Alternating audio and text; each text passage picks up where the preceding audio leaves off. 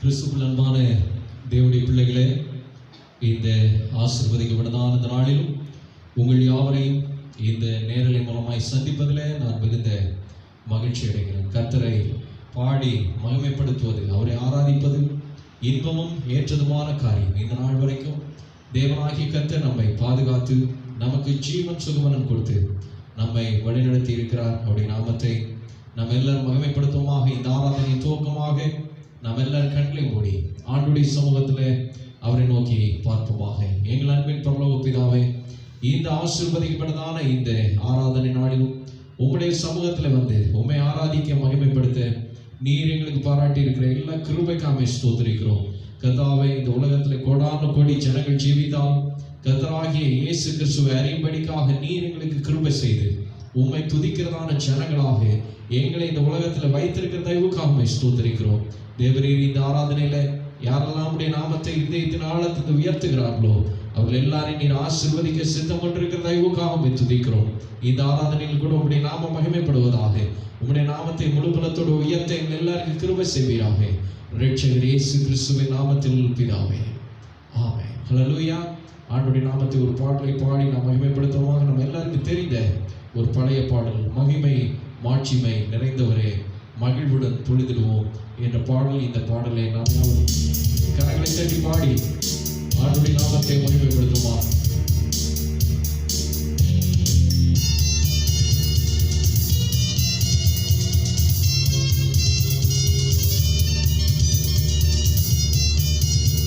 நாம் ஆராதிக்கிற தேவன் மகிமை மாட்சிமை நிறைந்தவர். அவரை பாடி மகிமைப்படுத்துவோமாக. அவர் ஒருவரை ஆராதனைக்குரியவர்.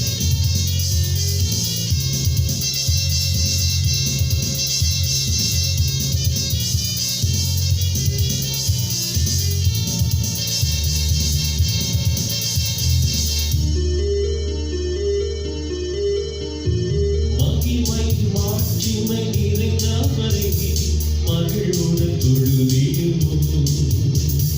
மகிமை மாட்சிமை நிறைந்தவரே மகிழ்வுடன் தொழுதிடுவோம்.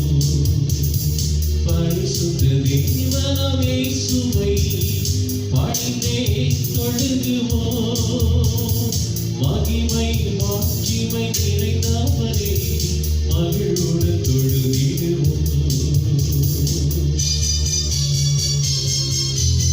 உன்னத தேவன் அவர், ஞானம் நிறைந்தவர். அவர் ஒருவரை உங்களை என்னை உருவாக்கினவர். அவரை பாடி மகிமைப்படுத்துவோமாக.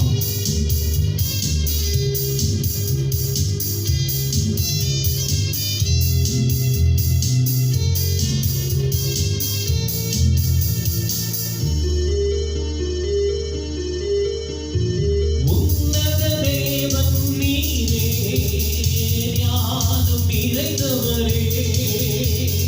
உன்னத தேவன் நீரே, ஞானம் நிறைந்தவரே. முழங்கால் யாவுமே மாறி முழங்கிடுமே. உயர்ந்தவரே சிறந்தவரே என்று தொழுதிடுவோம். உயர்ந்தவரே சிறந்தவரே என்று தொழுதிடுவோம். மகிமை மாட்சிமை நிறைந்தவரே மகிழ்வுடன் தொழுதிடுவோம். மகிமை மாட்சிமை நிறைந்தவரே மகிழ்வுடன் தொழுதிடுவோம். அவர் ஒருவரும் சேரக்கூடாத ஒளியிலே மோசம் பண்ணுகிறார். அவரை பாடி இந்த கால்களிலே மகிமைப்படுத்துமா.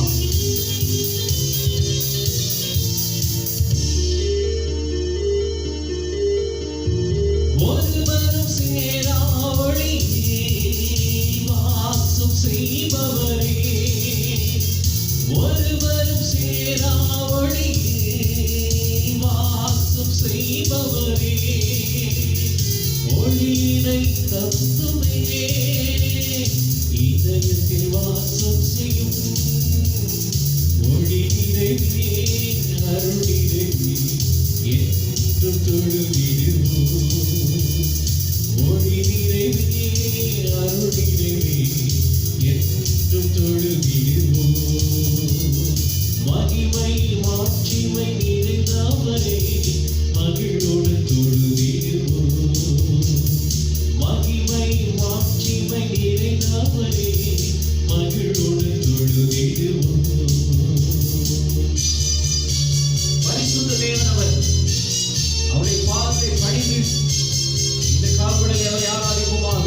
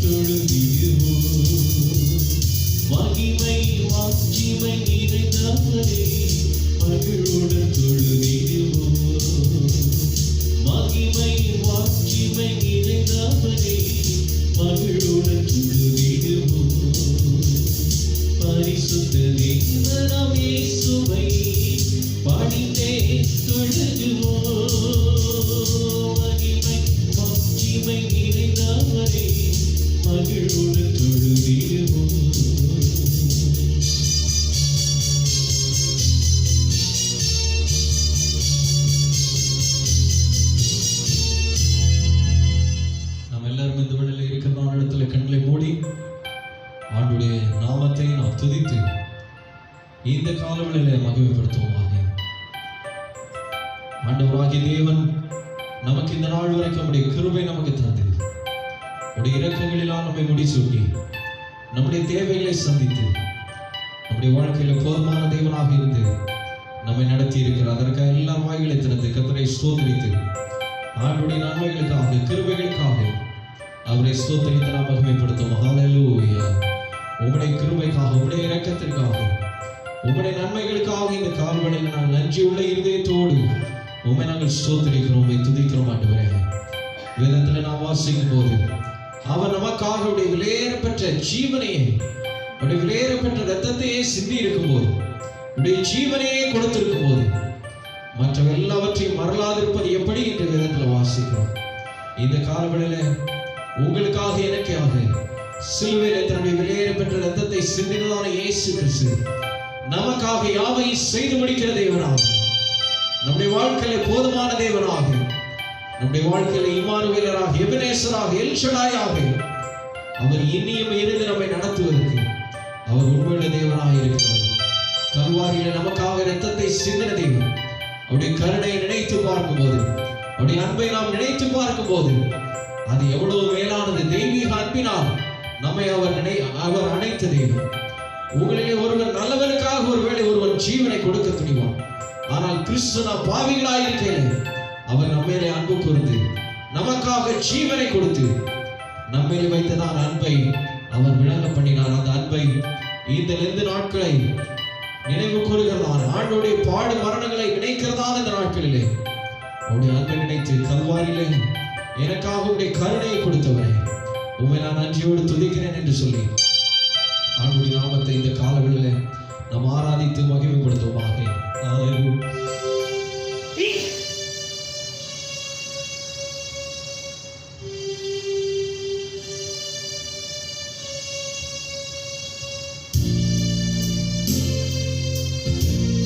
ஆண்டுடைய அன்பை நினைத்து அவருடைய கருணையை நினைத்து இந்த காலங்களிலே நாம் அவருடைய நாமத்தை மகிமைப்படுத்துவோம். கல்வாரி கருணையிலே காயங்களில் காடுதே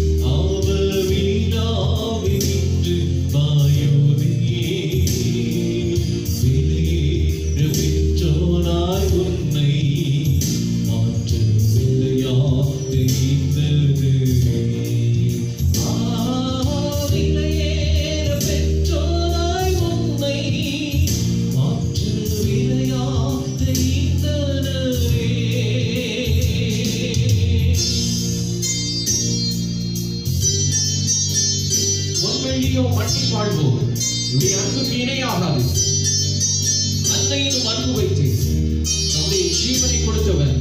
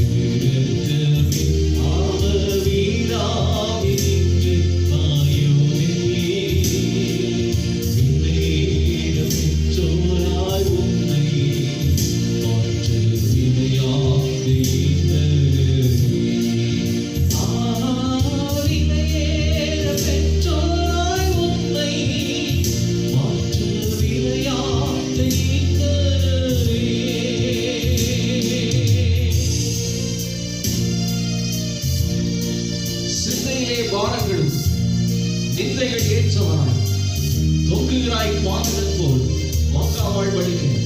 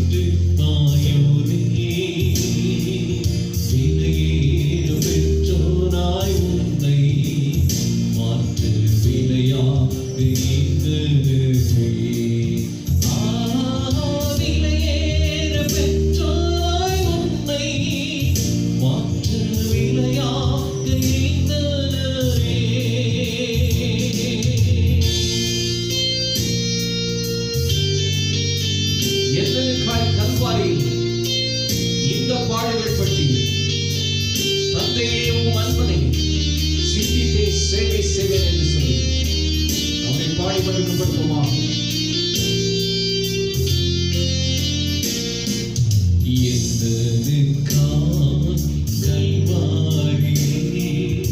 இந்த பாடுகள் பற்றி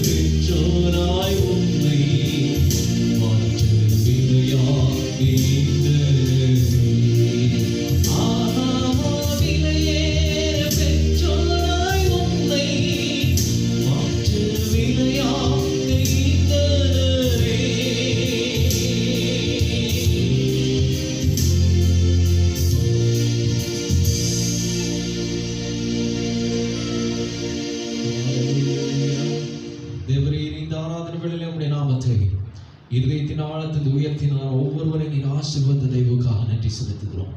ரட்சகர் இயேசு கிறிஸ்துவின் நாமத்தில் பிதாவே.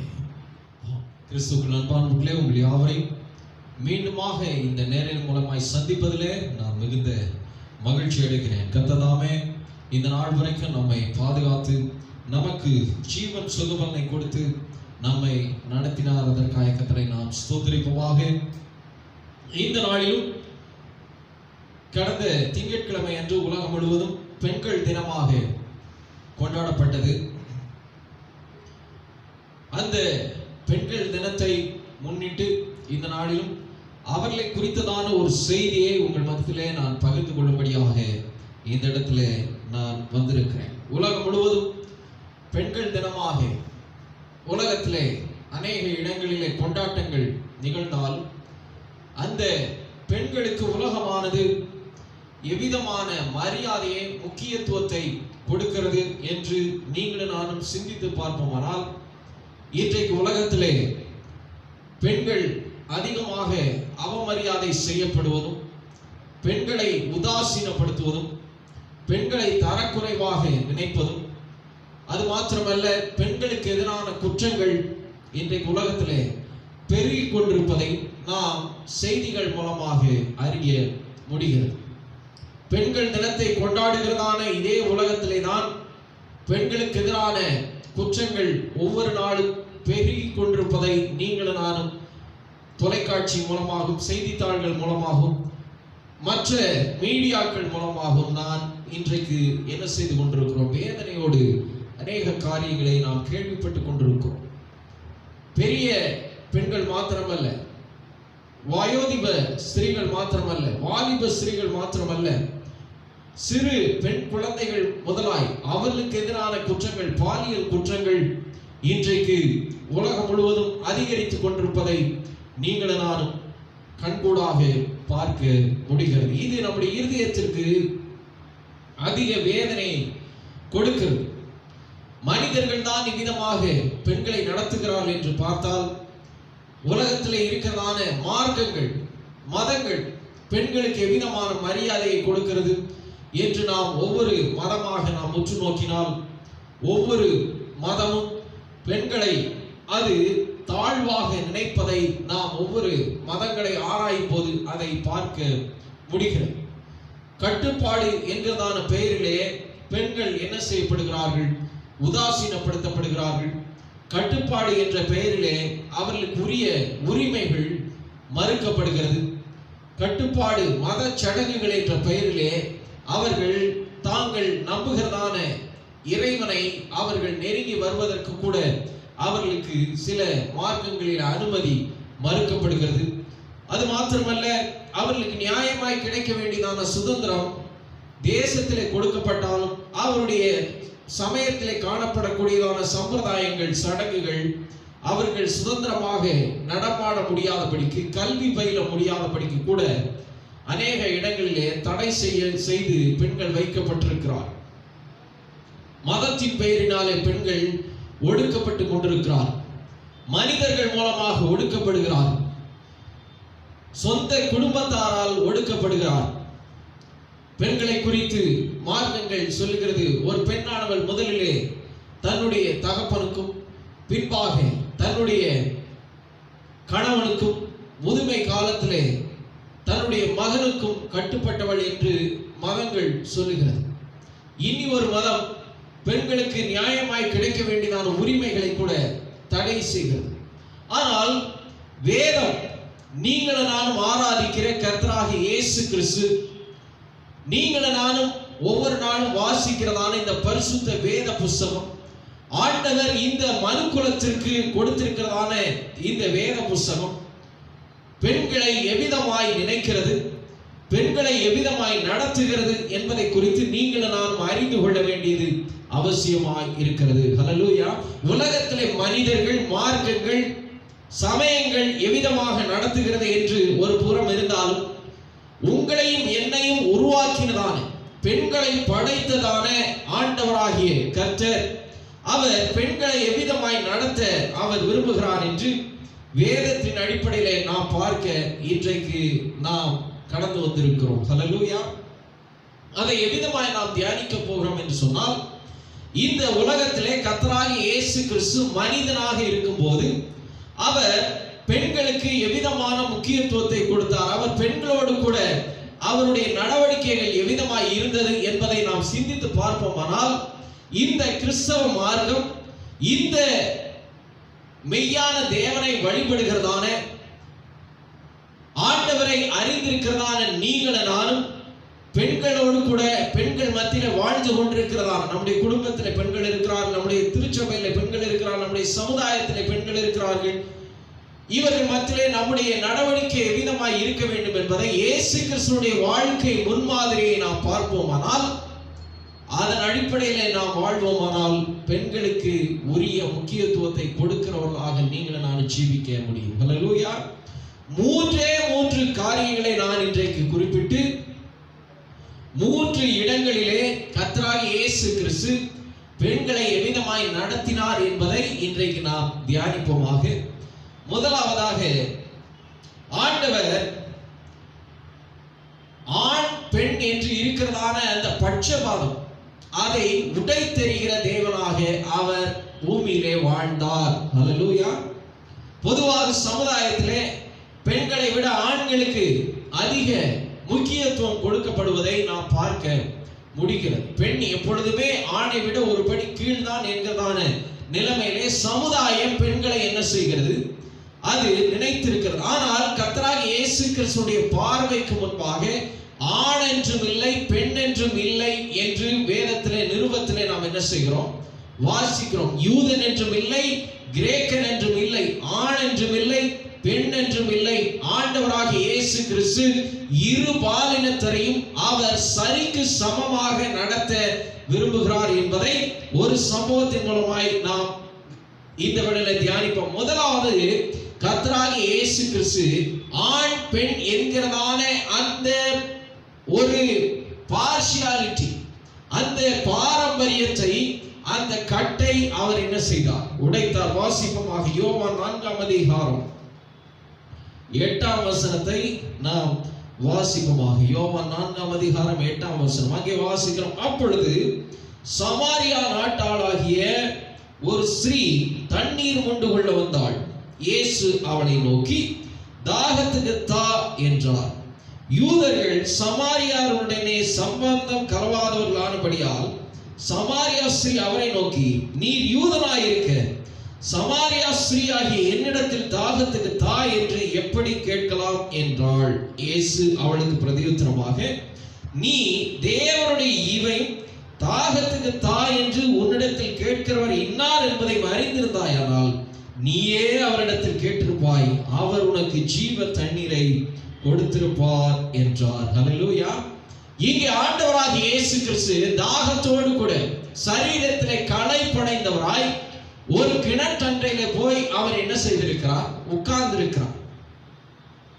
இப்போது இவருடைய சரீரத்திலே அவருக்கு அதிகமான தாகம் இருக்கிறது. 6ஆம் வசனத்துல வாசிக்கிறோம், இயேசு பிரயாணத்தினால் இளைப்படைந்தவராய் அந்த கிணற்றருகே உட்கார்ந்தார். அப்பொழுது அவருக்கு ஏறக்குறைய 6ஆம் மணி வேளையாய் இருந்தது.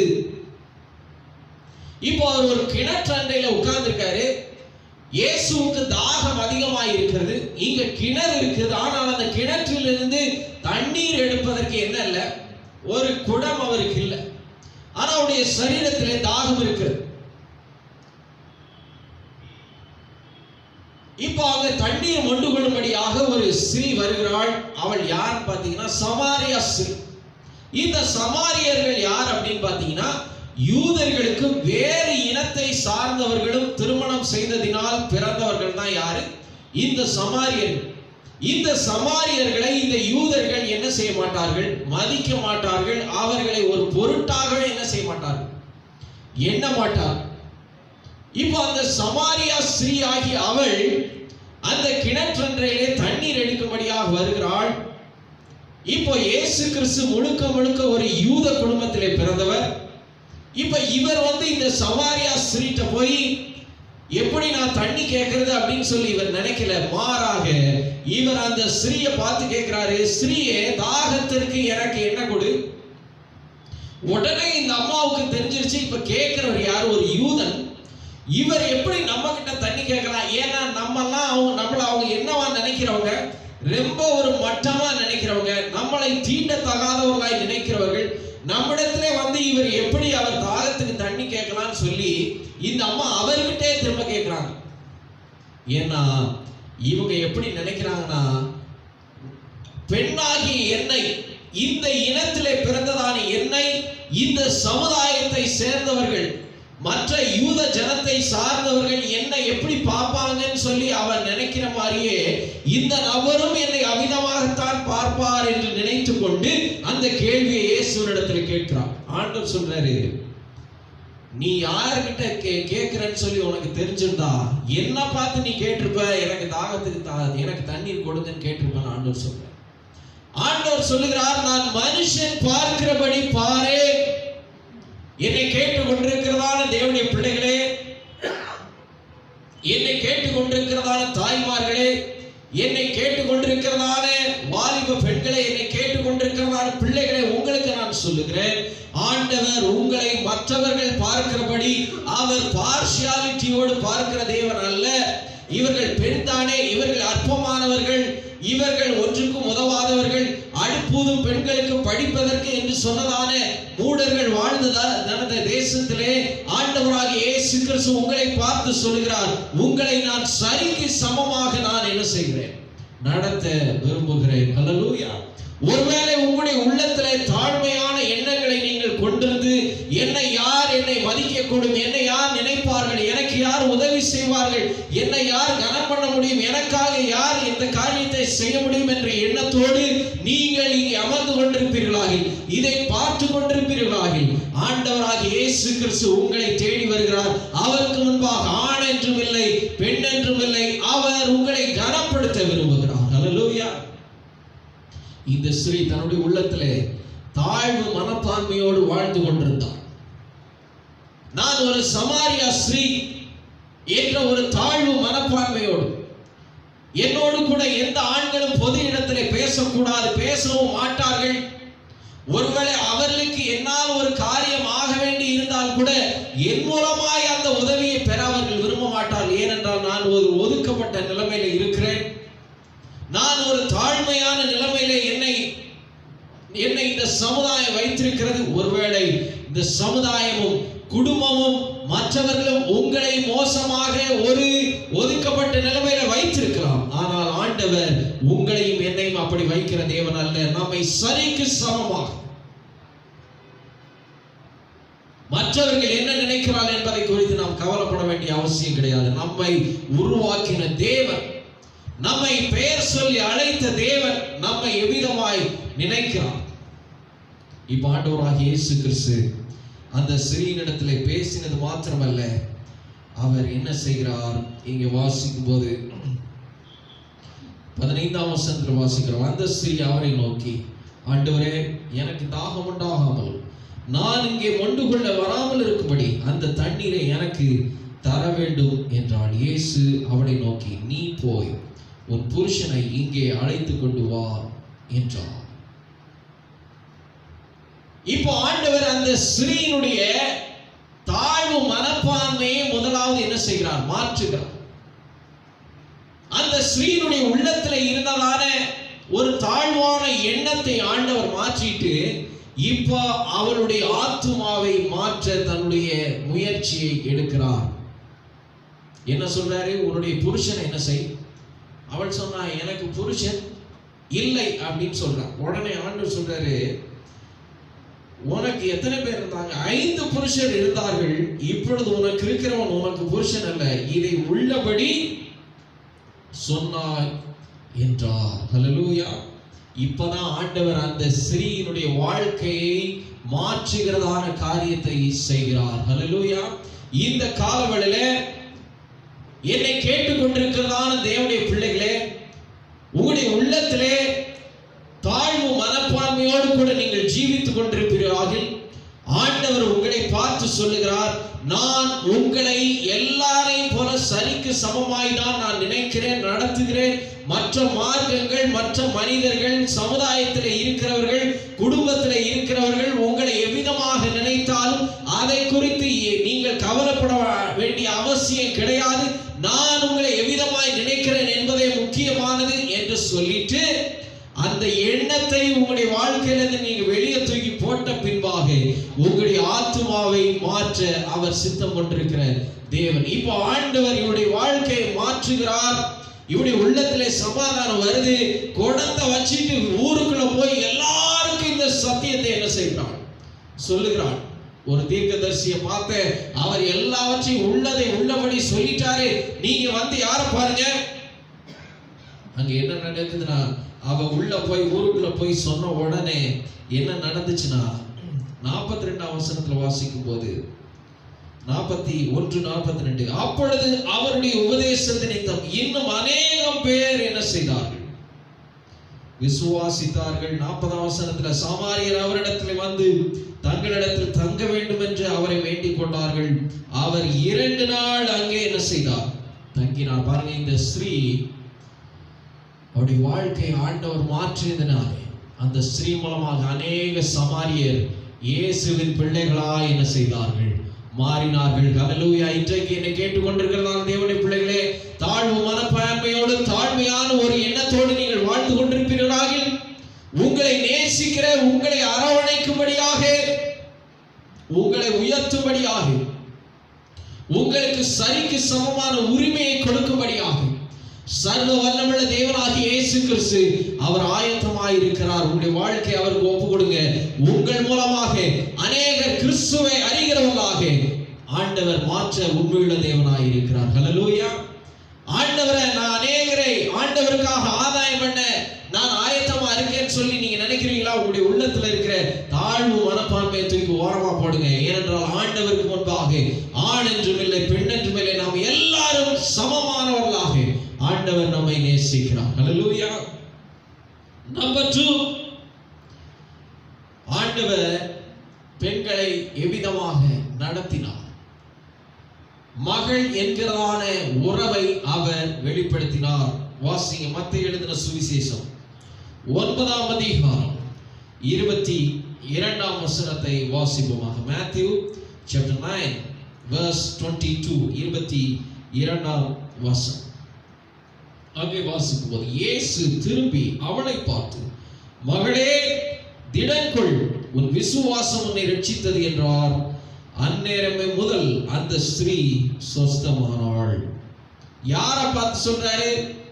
19ஆம் வசனத்துல வாசிக்கிறோம், இயேசு எழுந்து தம்முடைய சீசரோட கூட அவன் பின்னே போனார். அப்பொழுது 12 வருடமாய் பெரும்பாடுள்ள ஒரு ஸ்திரீ, நான் அவருடைய வஸ்திரத்தின் ஓரத்தையாகிலும் தொட்டால் சொஸ்தமாவேன் என்று தன் உள்ளத்தில் எண்ணிக்கொண்டு அவர் பின்னாலே வந்து அவர் வஸ்திரத்தின் ஓரத்தை என்ன செய்தாள், தொட்டாள். இந்த பெண்மணியுடைய சரீரத்திலே சரீர பலவீனம் இருந்தது. என்ன பலவீனம்? உதிர ஊரலினாலே, அதிகமான உதிரத்தினாலே ஊரல் அவளுடைய சரீரத்திலே காணப்பட்டபடினாலே அவள் சரீரத்தில் அதிக பலவீனத்தோடு காணப்பட்டாள். ஆண்களுக்கு பிரச்சனை இல்லை, பெண்களுக்கு அவருடைய குறிப்பிட்ட வயது வரைக்கும் அவருடைய சரீரத்திலே இவ்விதமான ஒரு இயற்கை காரியத்தை ஆண்டவர் என்ன செய்திருக்கிறார், கொடுத்திருக்கிறார். மாதத்திலே அவர்களுக்கு வருகிறதான அந்த குறிப்பிட்டதான காரியத்திலே அவர்கள் அதிக வேதனைப்படுவது உண்டு. இது சிலருக்கு ஒரு சிலருக்கு இது கட்டுப்படாத ஒரு காரியமாய் மாறுகிறபடினாலே அவருடைய சரீரத்தில் அதிக வேதனை அனுபவிப்பார். இப்படி ஒரு ஸ்ரீ அவர்கள் தன்னுடைய வாழ்க்கையில தன்னுடைய சரீரத்தில் எத்தனை வருஷம்? 12 வருஷமாய் பெரும்பாடுள்ள ஸ்திரீ. அவளுக்கு இந்த வியாதியிலிருந்து, இந்த குறிப்பிட்ட பிரச்சனையிலிருந்து விடுதலையே கிடைக்கல. அவள் யோசித்தா, நான் யாரை தேடி போகலாம்? இயேசுவை தேடி நான் என்ன செய்ய போகிறேன்? போகிறேன். போய் நான் அவற்றை போய் எந்த ஒரு ரெக்வஸ்டும் நான் கொடுக்க போறதில்லை. அவனுடைய வஸ்திரத்தின் ஓரத்தை நான் என்ன செய்ய போறேன்? தொட போகிறேன். அதே மாதிரி அந்த ஸ்ரீ என்ன செஞ்சா? இயேசுவின் வஸ்திரத்தை கூட்டத்தெல்லாம் தள்ளிட்டு, கூட்டத்தின் மத்தியில் எத்தனையோ பேர் திட்டிருப்பாங்க, அதெல்லாம் சகித்து கொண்டு ஆண்டவருடைய வஸ்திரத்தின் ஓரத்தை வந்து தொட்டா. இப்ப அவருடைய சரீரத்திலிருந்து வல்லமை புறப்பட்டுச்சு. இப்ப ஆண்டவர் திரும்பி என்ன வார்த்தை, முதல் வார்த்தை சொல்றாரு, என்ன சொல்றாரு? இயேசு திரும்பி அவளை பார்த்து, மகளே திடன்கொள். அவளை பார்த்து, அந்த ஸ்திரீயை பார்த்து என்ன சொல்லி கூப்பிடுறாரு? மகளே. இன்னைக்கு அநேக மார்க்கங்கள், அநேக சம்பிரதாயங்கள், சமூகத்தில் இருக்கிறதான காரியங்கள், பெண்களுக்கு மாத விலக்கு அவர்களுக்கு விதமாய் வரும்போது அவர்கள் என்ன செய்யக்கூடாது? வீட்டிலேயே இருக்கக்கூடாதுன்னு சொல்லி சில மார்க்கங்கள் சொல்லுகிறது. பெண்கள் குறிப்பிட்ட வயதிலே பருவம் அடையும் போது அவங்க வீட்டுக்குள்ளே நாங்க போக மாட்டோம். ஏன்னா எங்களுக்கு என்ன வந்துடும்? தீட்டு வந்துடும். சரி, அந்த மாசம் தீட்டு வந்துடும், அடுத்த மாசம் எல்லாரும் ரோட்ல போய் படுக்க போறீங்களா? அடுத்த மாசம் எல்லாம் ஊரோட்டே ஓட போறீங்களா?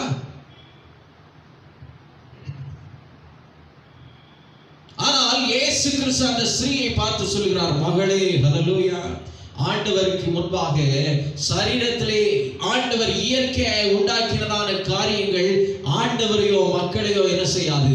தீட்டுப்படுத்தாது. ஆண்டவர் சொல்லுகிறார், மனுஷனுடைய வாய்க்குள்ளே போகிறது அந்த மனுஷனை தீட்டுப்படுத்தாது, அவனுடைய இருதயத்திலே இருந்து புறப்படுகிறது தான் மனுஷனை என்ன செய்யும்? தீட்டுப்படுத்தும்.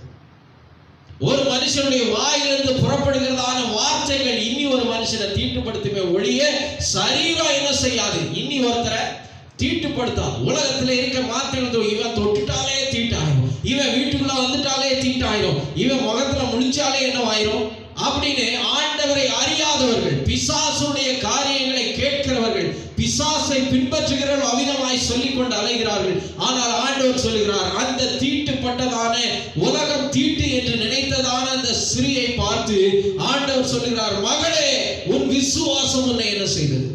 ரட்சித்தது. ஹல்லேலூயா. ஆண்டவராகிய இயேசு கிறிஸ்து பெண்களை மகளாக என்ன செய்தார்? பார்த்தார். சமுதாயம் ஒதுக்கினதான அந்த சமாரிய ஸ்திரீயை தன்னுடைய சொந்த குடும்பத்திலே பிறந்ததான சகோதரியை போல ஆண்டவர் நேசித்தார். உலகம் தீட்டு என்று சொன்னதான அந்த ஸ்திரீயை இயேசு மகளே என்று கூப்பிட்டார். என்னை கேட்டுக் கொண்டிருக்கிறதான தேவனுடைய பிள்ளைகளே, இன்றைக்கு உங்களை உலகம் தீட்டு என்று ஒருவேளை சொல்லலாம். இயற்கையாக ஆண்டவர் உண்டாக்கினதான காரியத்தை உலகம் தீட்டு என்று சொல்லலாம். ஆனால் ஆண்டவர் உங்களை மகள் என்றதான உறவிலே வைத்து அவர் கண்ணோக்கி கொண்டிருக்கிறார். ஹல்லேலூயா. மற்றவர்களை தீட்டுன்னு சொல்ல, தன்னுடைய சொந்த மகளுக்கு, தன்னுடைய சொந்த பிள்ளைக்கு ஒரு காரியம் நடந்தால் அந்த குடும்பத்தில் இருக்கிறவர்கள் என்ன செய்வார்? தன்னுடைய சொந்த குடும்பத்தை போன்றதான நபரை போல உங்களையும் என்னையும் இயேசு கிறிஸ்து பார்க்கிறேன். என்னை கேட்டுக்கொண்டிருக்கிறதான அருமையான தாய்மார்களே, அருமையான வாலிப பிள்ளைகளே, உங்களை ஆண்டவர் தன்னுடைய சொந்த மகளாக நினைக்கிறார். இந்த உறவு எவ்வளவு மேலானது! நம்மை உண்டாக்கினதான கர்த்தர், நம்மை பெயர் சொல்லி அழைத்தவர், நமக்காக ஜீவனை கொடுத்தவர், நமக்காக யாவை செய்து முடிக்கிறவர், சர்வ வல்லமை மிக்கவர், நம்மை மகளாக கண்ணோக்கி பார்க்கிறார். உங்களை மகளாக பார்க்கிறார். உலகம் உங்களை பார்த்து தீட்டுன்னு சொல்லலாம், உலகம் உங்களை ஒதுக்கி வைக்கலாம், ஆனால் ஆண்டவர் உங்களை மகளே என்று அழைக்கிறார். ஹல்லேலூயா. எவ்வளவு ஒரு மேலான ஒரு ஸ்லாக்கி! இந்த மாதிரி ஒரு ஸ்லாக்கியம் உலகத்துல எந்த மார்க்கமாவது சொல்லுகிறதா? எந்த சமுதாயமாவது இப்படி சொல்லுதா? எந்த மனிதர்களோ இவ்விதமாய் சொல்லி இருக்கிறார்களா? சொந்த குடும்பத்தாரை தீட்டுன்னு சொல்லுவாங்க. ஆனால் இயேசு மகளே என்று அந்த பெரும்பாடுள்ள ஸ்திரீயை அவர் அழைக்கிறார். என்னை கேட்டுக்கொண்டிருக்கிறதான தேவனுடைய பிள்ளைகளே, அருமையான தாய்மார்களே, ஆண்டவர் உங்களை தன்னுடைய சொந்த மகளாக நினைக்கிறார். நம்பர் 3, ஆண்டவர் பெண்ணினத்திற்கு முன்னுரிமையை கொடுக்கிறார். வாசிங்க, மத்தேயு எழுதின சுவிசேஷம் 28ஆம் அதிகாரம் 1ஆம் வசனத்தை வாசிப்போம். Matthew chapter 28 verse 1. ஓய்வு நாள் முடிந்து வாரத்தின் முதலாம் நாள் விடிந்து வருகையில் மகதலேனா மரியாளும் மற்ற மரியாளும் கல்லறையை பார்க்க வந்தார்கள். இப்ப 5ஆம் வசனத்திலிருந்து 8ஆம் வசனம் வரைக்கும் வாசிங்க. தூதன் அந்த ஸ்திரீகளை நோக்கி, நீங்கள் பயப்படாதிருங்கள், சிலுவையில் அறையப்பட்ட இயேசுவை தேடுகிறீர்கள் என்று அறிவேன். அவர் இங்கே இல்லை, தாம் சொன்னபடியே உயிர்த்தெழுந்தார். கர்த்தரை வைத்த இடத்தை வந்து பாருங்கள். சீக்கிரமாய் போய் அவர் மரித்தோரிலிருந்து எழுந்தார் என்று அவருடைய சீஷர்களுக்கு சொல்லுங்கள். அவர் உங்களுக்கு முன்னே கலிலேயாவுக்கு போகிறார், அங்கே அவரை காண்பீர்கள். இதோ உங்களுக்காக சொன்னேன் என்றான். அவர்கள் பயத்தோடும் மகா சந்தோஷத்தோடும் கல்லறையை விட்டு சீக்கிரமாய் புறப்பட்டு அவருடைய சீஷர்களுக்கு அறிவிக்க ஓடினார்கள். ஹல்லேலூயா. இங்கே மகதலேனா மரியாளும் மற்ற மரியாளும் இயேசுவை அடக்கம் பண்ணினதான கல்லறைக்கு அவருக்கு சுகந்த வர்க்கமிடும்படியாக அவர்கள் என்ன செய்தார்கள்? வந்தார்கள். இப்ப அவங்க பார்த்தா கல்லறை திறந்து கிடக்கு, அங்க ஆண்டவரை காண முடியல. இவங்க ரொம்ப கலங்கி போய் நிக்கிறாங்க. அப்ப தேவதூதன் வெளிப்பட்டு சொல்றான், இயேசு இங்க கிடையாது, ஒரு உயிரோடு எழுந்தார். நீங்க இந்த செய்தியை போய் யாருக்கு சொல்லுங்க? சீஷர்களுக்கு சொல்லுங்கன்னு சொல்றேன். யோவான் எழுதின சுவிசேஷம் 20ஆம் அதிகாரம் 15-16 வசனத்தை வாசிக்கும் போது அங்கே இன்னும் தெளிவாக எழுதப்பட்டிருக்கிறது. அங்கே வாசிக்கிறோம், இயேசு அவளை பார்த்து, ஸ்திரீயே, ஏன் அழுகிறாய்? யாரை தேடுகிறாய் என்றார். அவள் அவரை தோட்டக்காரன் என்று எண்ணி, ஐயா, நீர் அவரை எடுத்துக்கொண்டு போனது உண்டானால் அவரை வைத்த இடத்தை எனக்கு சொல்லும், நான் போய் அவரை எடுத்துக்கொள்ளுவேன் என்றாள். இயேசு அவளை நோக்கி, மரியாளே என்றார். அவள் திரும்பி பார்த்து, ரபூனி என்றாள். அதற்கு போதகரே என்று அர்த்தம். இங்கே இயேசு கிறிஸ்து உயிர் தெழுந்த பின்பாக முதலாக யாருக்கு தன்னை வெளிப்படுத்துகிறார் என்று பார்த்தால், மகதலேனா மரியாளுக்கும் மற்ற மரியாளுக்கும் தான் தன்னை முதலாக என்ன செய்கிறார்? வெளிப்படுத்துகிறார். சீஷர்களுக்கு கூட தன்னை என்ன செய்யல? அன்பின் சீசனாகிய யோவானுக்கு கூட தன்னை வெளிப்படுத்தல.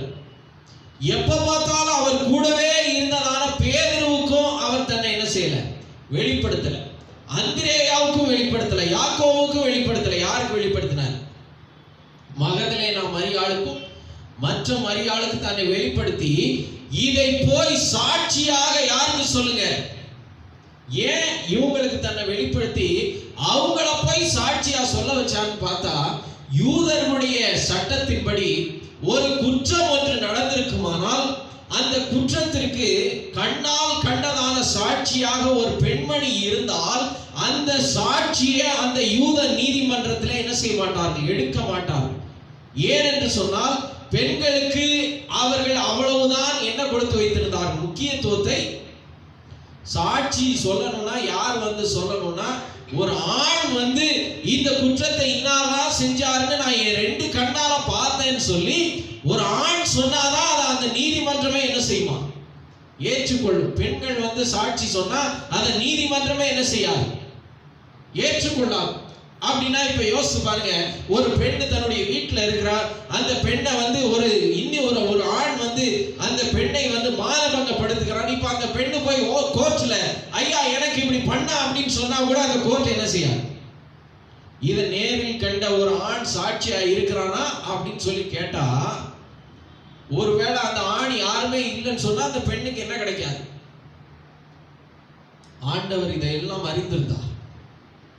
அந்த யூத பாரம்பரிய மிக்கதான அந்த ஜனங்களுக்கு இவ்விதமான ஒரு மோசமான ஒரு சட்டத்தை வைத்திருந்ததான அந்த ஜனங்களுக்கு யாரு சாட்சி சொன்னா நாங்க கேட்க மாட்டோம்னு சொன்னாங்களோ அந்த பெண்கள் மூலமாகவே தான் உயிரோடு எழுந்ததை அவர்களுக்கு கொண்டு போய் ஆண்டவர் என்ன செய்கிறார்? சேர்க்கிறார். ஹல்லேலூயா.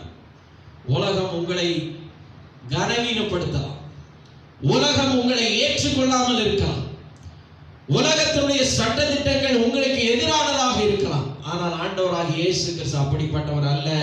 ஆண்டவர் சொல்றார், இந்த உலகத்திலே பலவீனம் உள்ளவைகளே, இழிவாக எண்ணப்பட்டவைகளே, இந்த உலகத்திலே மிகவும் மோசமாக எண்ணப்பட்டதுமான ஒவ்வொருவரையும் ஆண்டவர் உயர்த்தும்படியாக அவர் சித்தம் கொண்டிருக்கிறார். என்னுடைய வழிகள் உங்களுடைய வழிகளின்படி அல்ல என்று ஆண்டவர் சொல்லுகிறார். அந்த யூத ஜனங்களுக்கு ஆண்டவர் ஒரு பாடத்தை புகட்டும்படியாய் விரும்புகிறார். என்ன விரும்புகிறார்? இந்த பெண்களை நீங்கள் இழிவாக நினைக்கிறீர்களே, இந்த பெண்கள் சாட்சி சொன்னா கேட்க மாட்டோம்னு சொல்றீங்களே, இந்த பெண்கள் மூலமா தான் உங்களுக்கே நான் என்ன சொல்ல போறேன்? சாட்சி சொல்ல போறேன். நான் உயிரோடு எழுந்ததையே கண்ணால பார்த்து இதை நாங்க பார்த்தோம் சொல்ல போறது யோவானோ பேதுருவோ கிடையாது. இந்த ஒரு சாதாரண பெண்மணிகள் தான் உங்களுக்கு வந்து என்ன சொல்ல போறாங்க? சாட்சி சொல்ல போகிறார்கள். ஹல்லேலூயா.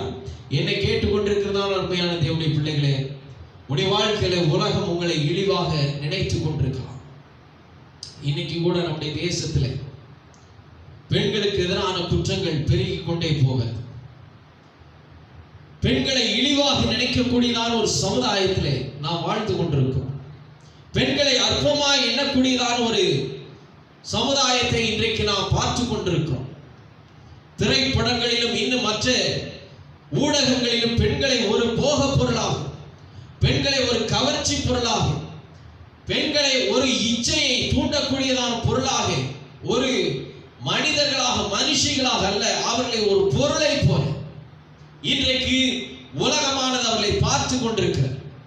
ஆனா பெண்கள் தினத்தை ரொம்ப விமர்சனையாக, ரொம்ப சந்தோஷமாக நாங்க பெண்களை ரொம்ப கனப்படுத்துறோம்னு சொல்லி மற்றவங்களுக்கு எல்லாம் தெரியணும்னு சொல்லிட்டு பெண்களை மிக விமரிசையாக நினைத்து கொண்டாடுவதாக கொண்டாடுகிறார். ஆனா அந்த கொண்டாட்டம் முடிஞ்ச அடுத்த நாளை பெண்களை கேவலமாக, பெண்களை மிக மோசமாக, அவர்களுக்கு குடும்பத்தில் உரிய உரிமைகள் கொடுக்கப்படுவது கிடையாது, சமூகத்தில் உரிய மரியாதை கொடுக்கப்படுவது கிடையாது, அவர்களை ஒரு பொருட்டாகவே நினைக்காத ஒரு சமுதாயம் இன்றைக்கு உலகத்திலே இருந்து கொண்டிருக்கிறது. இதன் மத்தியிலே ஆண்டவராக இயேசு கிறிஸ்து பெண்களுக்கு உரிய கனத்தையும் முன்னுரிமை, அவர்களுக்குரிய மரியாதை,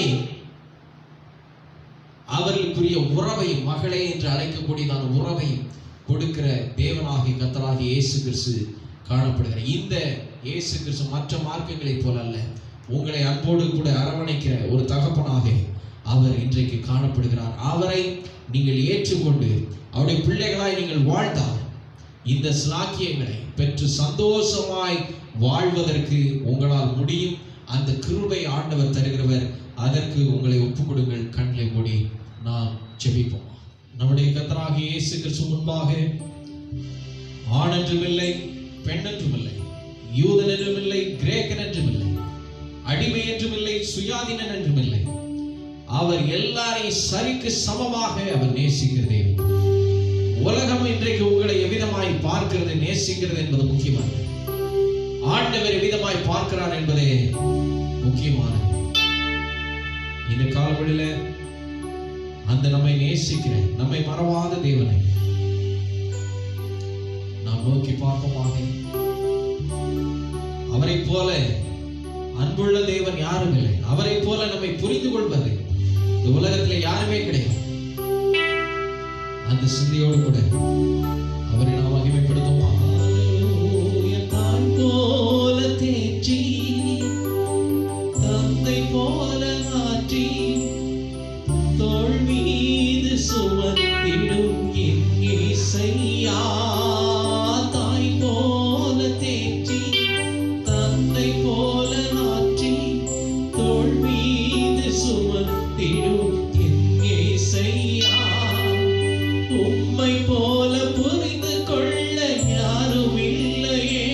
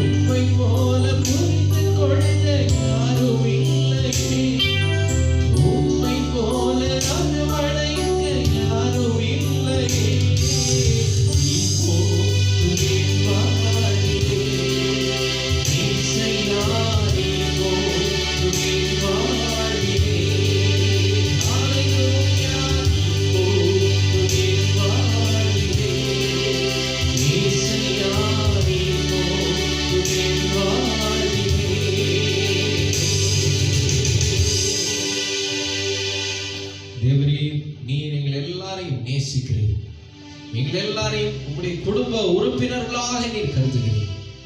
உம்மிடத்திலே பட்சபாதமே இல்லை, உம்முடைய அன்பிற்கு குறைவே இல்லை கர்த்தாவே. ஆண்டவரே, இந்த காலவெளியில் இந்த சத்தியங்களை கேட்டு உம்மை நாங்கள் இறுதி வரை பின்பற்ற எங்கள் எல்லாருக்கும் கிருபை செய்கிறார். உம்முடைய வல்லக்கரத்தில் எங்கள் எல்லாரையும் தாழ்த்தி ஒப்பு கொடுக்கிறோம். ரட்சகர் இயேசு கிறிஸ்துவின் நாமத்தில் பிதாவே, ஆமென். என் ஆத்துமாவே கர்த்தரை ஸ்தோத்திரி, என் முழு உள்ளமே பரிசுத்த நாமத்தை ஸ்தோத்திரி. என் ஆத்துமாவே கர்த்தரை ஸ்தோத்திரி, கர்த்தர் செய்த சகல உபகாரங்களையும் மறவாதே. ஆமென். இப்பொழுது நம்முடைய கர்த்தராகிய இயேசு கிறிஸ்துவின் கிருபை, பிதாவாகிய தேவனுடைய அன்பும் பரிசுத்த ஆவியானவரின் ஐக்கியமும் சமாதானமும் சந்தோஷம் நம் அனைவரோடும் சகல பரிசுத்தவான்களோடும் இன்றும் என்றும் சதா காலங்களில் இருப்பதாக. ஆமென். ஆமென். ஹல்லேலூயா. கர்த்தர் தாமே ஒவ்வொருவரையும் ஆசீர்வதிப்பாராக.